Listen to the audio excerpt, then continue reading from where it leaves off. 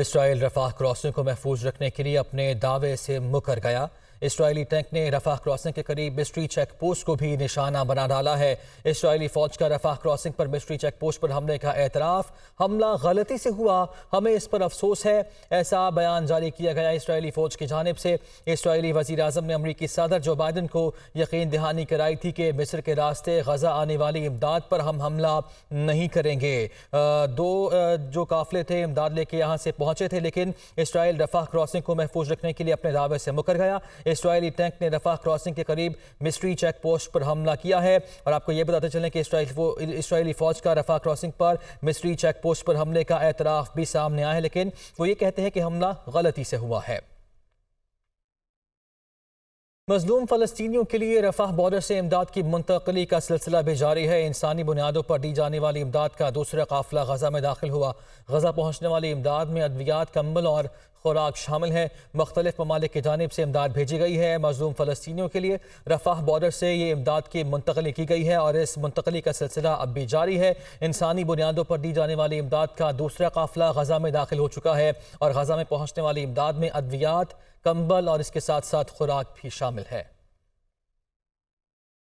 فلسطین پر اسرائیلی جارحیت جاری ہے۔ غزہ کے معصوم لوگوں پر ظلم و ستم کا سلسلہ 16ویں روز بھی تھم نہ سکا۔ صہیونی فورسز نے غزہ میں موت کی چادر پھیلا دی۔ ہر طرف تباہ و بربادی کے ڈیرے ہیں۔ شہید فلسطینیوں کی تعداد 4651 ہو گئی۔ اسرائیلی فوج کے حملوں میں 1756 بچے شہید ہوئے ہیں۔ شہداء میں 967 خواتین بھی شامل ہیں۔ غزہ میں اسرائیلی فوج کے مظالم 16 روز بعد بھی جاری۔ صہیونی فورسز کی کارروائیاں جاری۔ صہیونی فورسز غزہ کا نام و نشان مٹانے کے در پہ۔ اسرائیلی فوج کا جنین پناہ گزین کیمپ کی مسجد پر حملہ، مسجد شہید کر دی۔ اسرائیلی فوج نے غزہ پر حملے مزید تیز کرنے کا اعلان کر دیا۔ غزہ میں مزید 55 شہید ہو چکے ہیں۔ اسرائیلی فوج کے ترجمان کے مطابق اسرائیل غزہ پر اپنے حملوں میں مزید تیزی لائے گا۔ اسرائیل کی طرف سے غزہ میں رات بھر کے فضائی حملوں میں درجنوں فلسطینی شہید ہو چکے ہیں۔ غزہ میں صورتحال ابتر، پانی، بجلی، خوراک سمیت تمام بنیادی سامان ناپید۔ گندا پانی پینے سے بیماریاں بڑھنے لگی۔ اسپتالوں میں ادویات ختم۔ ملبے تلے دبے سینکڑوں افراد کی زندگی کے آثار ختم ہونے لگے۔ غزہ میں 23 لاکھ فلسطینیوں کی زندگی مشکلات کا شکار۔ اقوام متحدہ کے مطابق غزہ شہر سے نقل مکانی کرنے والے 10 لاکھ افراد کو فوری مدد کی ضرورت ہے۔ فلسطین میں جاری اسرائیلی جارحیت کے خلاف دنیا بھر میں ریلیاں اور احتجاج کا سلسلہ جاری ہے۔ امریکہ، برطانیہ، اسپین، نیدرلینڈ، آسٹریا، الجزائر، بوسنیا، تیونس اور مصر سمیت دنیا بھر میں ہزاروں افراد فلسطینی پرچم تھامے سڑکوں پر نکل آئے۔ اسرائیلی جارحیت کی شدید مذمت کی۔ فلسطین میں ہونے والی انسانی حقوق کی خلاف ورزیوں کے خلاف دنیا بھر میں آوازیں اٹھنے لگیں۔ فلسطین کے نہتے لوگوں سے اظہار یکجہتی کے لیے دنیا بھر کی عوام سڑکوں پر نکل آئی۔ امریکہ، برطانیہ، اسپین، نیدرلینڈ، آسٹریا، بوسنیا، تیونس، الجزائر، مصر سمیت دنیا بھر میں مظاہرے۔ لاس اینجلس، میکسیکو، کولمبیا، پیرو، وینزویلا سمیت متعدد امریکی ریاستوں میں مظاہرے اور ریلیاں۔ مظاہروں میں مسلمانوں کے علاوہ مختلف مذاہب کے لوگ بھی شامل ہوئے۔ مظاہرین کی اسرائیلی جارحیت کے خلاف شدید نعرے بازی۔ یورپ میں بھی بڑے مظاہرے، فلسطینیوں سے یکجہتی کا اظہار، ہزاروں کی تعداد میں عوام سڑکوں پر نکل آئی۔ Spain, Austria, Romania, Bosnia, Ireland, Netherland سمیت پورا یورپ فری فری فلسطین کے نعروں سے گونج اٹھا۔ مظاہرین نے اسرائیلی فوج کے حملوں میں شہید ہونے والے فلسطینیوں کو خراج عقیدت بھی پیش کیا۔ تیونس، مصر، الجزائر سمیت مختلف عرب ممالک میں بھی اسرائیلی جارحیت کے خلاف ہزاروں لوگ سڑکوں پر نکل آئے۔ فلسطین کے حق میں نعرے بازی۔ مظاہرین نے اسرائیل فلسطین فوری جنگ بندی اور مسئلہ فلسطین اقوام متحدہ کی قراردادوں کے مطابق حل کرنے کا اسرائیل حماس تنازع کی حل کرنے کے لیے کوششیں جاری ہیں۔ عالمی رہنما سرگرم ہیں۔ امریکہ، برطانیہ اور کینیڈا سمیت عرب ممالک کے رہنماؤں کے رابطوں اور بیانات کا سلسلہ بھی جاری ہے۔ دوسری جانب عیسائیوں کے پیشوا پوپ فرانسس نے بھی جنگ بندی کا مطالبہ کر دیا ہے۔ تفصیل کے لیے رپورٹ دیکھیے۔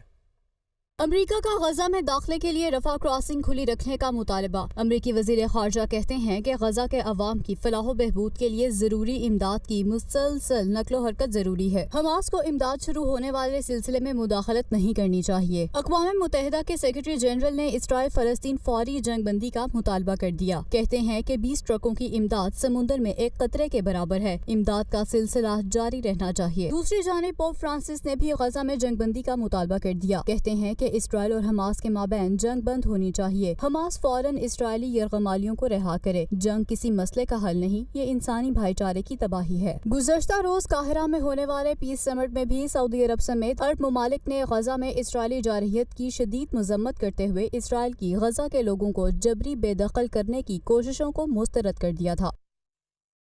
آگے بڑھتے ہیں۔ اقتصادی رابطہ کمیٹی کا اہم اجلاس آج ہونے جا رہا ہے، جس میں IMF کے مطالبے پر گیس کا نرخ بڑھانے کا جائزہ لیا جائے گا۔ گھریلو صارفین کے ساتھ ساتھ نان ایکسپورٹ انڈسٹری کے لیے بھی گیس مہنگی ہونے کا امکان ہے۔ اسلام آباد سے یہ خصوصی رپورٹ دیکھیے۔ IMF کی ایک اور شرط تکمیل کے قریب، ECC کی جانب سے گیس مہنگی کرنے کی منظوری دیے جانے کا امکان۔ گھریلو صارفین کو 1 جولائی سے اضافہ برداشت کرنا ہوگا۔ ECC اجلاس میں توانائی ڈویژن کی سمری کا جائزہ لیا جائے گا۔ IMF گیس قیمتوں میں اضافہ نہ ہونے کو معاہدے کی خلاف ورزی قرار دے چکی ہے۔ ذرائع کا کہنا ہے کہ 1 جولائی سے گیس قیمتوں میں اضافہ نہ ہونے سے سوئی گیس کمپنیوں کو 46 ارب روپے نقصان کا سامنا ہے۔ گیس نرخوں کے حوالے سے تجویز ہے کہ ماہانہ 1 MMBTU استعمال کرنے والے صارفین کے لیے گیس قیمت 2000 سے بڑھا کر 3500 روپے کی جائے۔ اسی طرح سے 1 MMBTU سے زائد استعمال پر قیمت 3100 روپے سے بڑھا کر 4000 روپے ہوگی، جبکہ ماہانہ 0.6 ہیکٹو میٹر سے 3 ہیکٹو میٹر گیس استعمال کرنے والے صارفین کا بل 600 روپے سے 3000 تک ہو سکتا ہے۔ دوسری جانب ملک بھر کی نان ایکسپورٹ انڈسٹری کے لیے گیس ٹیرف کا یکساں نظام متعارف کروانے کی تجویز ہے۔ سوئی سدرن کی نان ایکسپورٹ انڈسٹری کے لیے گیس فی MMBTU 1200 روپے سے بڑھ کر 2600 روپے اور سوئی نادرن کے لیے 310 روپے کم ہو کر 3340 روپے ہوگی۔ مئی کے واقعات میں ملوث سویلینز کا فوجی عدالتوں میں ٹرائل شروع۔ وفاقی حکومت نے سپریم کورٹ میں تحریری جواب جمع کرا دیا ہے۔ ملزمان کے مفادات کے لیے ٹرائل ضروری ہے۔ ٹرائل سے ہی ملزمان کا تعین ہو سکے گا۔ ملزمان کے ٹرائل سپریم کورٹ کی کارروائی کے نتائج سے مشروط رہیں گے۔ جسٹس اعجاز الاحسن کی سربراہی میں 5 رکنی لارجر بینچ آج فوجی عدالتوں میں ٹرائل کے خلاف درخواستوں کی سماعت کرے گا۔ تفصیل کے لیے یہ رپورٹ دیکھیے۔ تحریری جواب میں حکومت نے سپریم کورٹ کو آگاہ کیا ہے کہ 9 مئی کے واقعات میں ملوث سویلینز کا فوجی عدالتوں میں ٹرائل شروع ہو چکا ہے۔ ملزمان کے مفادات کے تحفظ کے لیے یہ ضروری ہے کہ ان کے ٹرائل کیے جائیں اور ٹرائل سے کوئی نتیجہ اخذ کیا جائے تاکہ جو ملزمان ملوث نہیں ان کو بری کیا جا سکے۔ وفاقی حکومت کے مطابق ملزمان کے ٹرائل سپریم کورٹ کی کارروائی کے نتائج سے مشروط رہیں گے۔ تحریری جواب کے مطابق مجموعی طور پر 102 افراد کو فوجی تنصیبات پر حملوں میں ملوث ہونے کے الزام میں حراست میں لیا گیا۔ زیر حراست افراد میں General Headquarters Rawalpindi, corps commander house Lahore, PAF base Mianwali پر حملہ کرنے والے ملزمان شامل ہیں۔ ISI establishment civil lines Faisal آباد، ISI کنٹونمنٹ سیالکوٹ پر حملہ کرنے والے ملزمان بھی ٹرائل کا حصہ ہیں۔ ملزمان کو پاکستان آرمی ایکٹ 1952 کے تحت حراست میں لیا گیا ہے۔ جسٹس اعجاز الاحسن کی سربراہی میں 5 رکنی لارجر بینچ فوجی عدالتوں میں ٹرائل کے خلاف درخواست کی سماعت کرے گا۔ گزشتہ سماعت پر اٹارنی جنرل نے سپریم کورٹ کو یقین دہانی کروائی تھی کہ عدالت کو آگاہ کیے بغیر ٹرائل شروع نہیں ہوگا۔ اٹارنی جنرل کی یقین دہانی کو سپریم کورٹ نے 3 اگست کی سماعت کے تحریری حکم نامے میں شامل کیا تھا۔ چیئرمین PTI اور وائس چیئرمین شاہ محمود قریشی کے خلاف سائفر کیس کی سماعت آج اڈیالہ جیل میں ہوگی۔ ملزمان پر فرد جرم عائد کیے جانے کا امکان ہے۔ آفیشل سیکرٹ ایکٹ سائفر سے متعلق کیس کی سماعت اڈیالہ جیل میں ہوگی۔ سماعت خصوصی عدالت کے جج ابوالحسنات ذوالقرنین کریں گے۔ چیئرمین PTI اور vice chairman PTI Shah Mahmood Qureshi پر فرد جرم عائد ہونے کا امکان ہے۔ PTI چیئرمین اور شاہ محمود قریشی کے وکلاء عدالت میں پیش ہوں گے۔ 17 اکتوبر کو ہونے والی سماعت پر ملزمان پر فرد جرم عائد نہیں ہو سکی تھی۔ گزشتہ سماعت کے دوران ملزمان کو نقول کی کاپیاں فراہم کر دی گئی تھیں۔